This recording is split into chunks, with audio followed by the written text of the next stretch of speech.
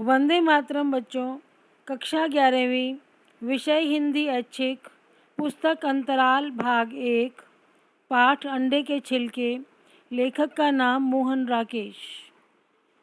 प्रिय विद्यार्थियों, पिछली कक्षा में हमने गद्य के विविध विधाओं व एकांकी पर चर्चा की थी। एकांकी का महत्व समझाते हुए यह बताने का प्रयास किया था कि मोहन राकेश जी ने किन उद्देश्यों को ध्यान में रखते हुए अंडे के छिलके एकांकी की रचना की है। आज की कक्षा में हम पाठ की अगली कड़ी में पात्रों का परिचय देते हुए पाठ चर्चा प्रारंभ करेंगे।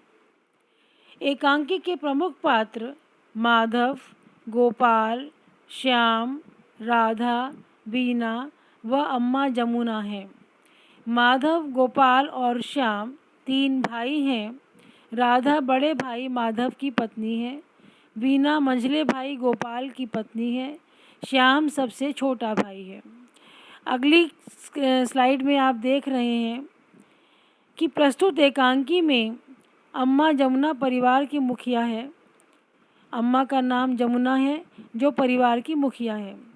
एकांकी के आरंभ में अम्मा को एक पुराने ख्यालों वाली महिला के रूप में प्रस्तुत किया गया है। अम्मा अपने परिवार के सदस्यों को कठोर अनुशासन में रखने वाली महिला के रूप में दिखाई देती है।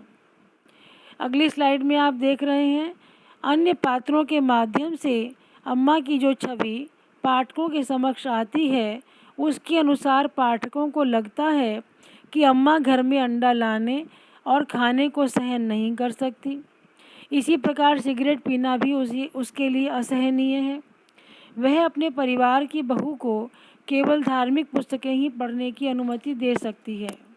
अम्मा की छवि के कारण परिवार के अन्य सदस्य अपनी इच्छाओं को पूरा करने के लिए झूठ का सहारा लेते हैं और चोरी करते हैं।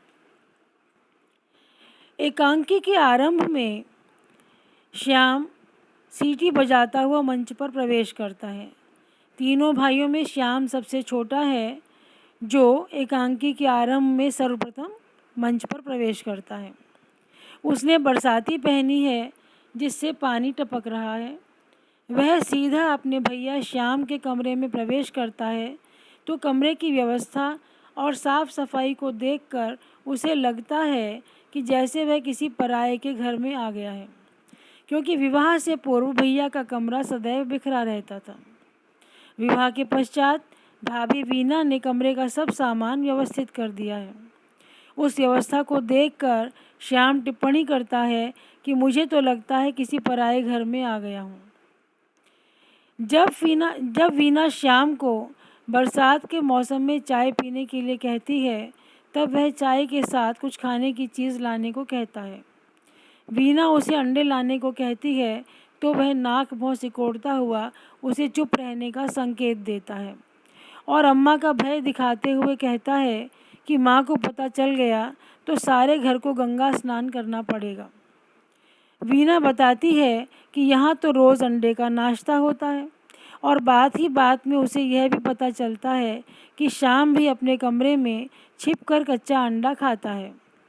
अम्मा से चोरी छिपे कमरे में ही अंडे का हलवा बनाने की तैयारी शुरू होती है और वीना अंडा खाने की वकालत करती है। कपड़ा संभालते हुए वीना के हाथ में एक अंडे के छिलकों से भरा मोजा जुराब लगता है। प्रिय विद्यार्थियों, आज की कक्षा में हमने अंडे के छिलके एकांकी के पात्रों का परिचय जाना तथा एकांकी के प्रथम दृश्य पर चर्चा की। पाठ की अगली कड़ी में हम अगली कक्षा में एकांकी के अगले भाग पर चर्चा करेंगे।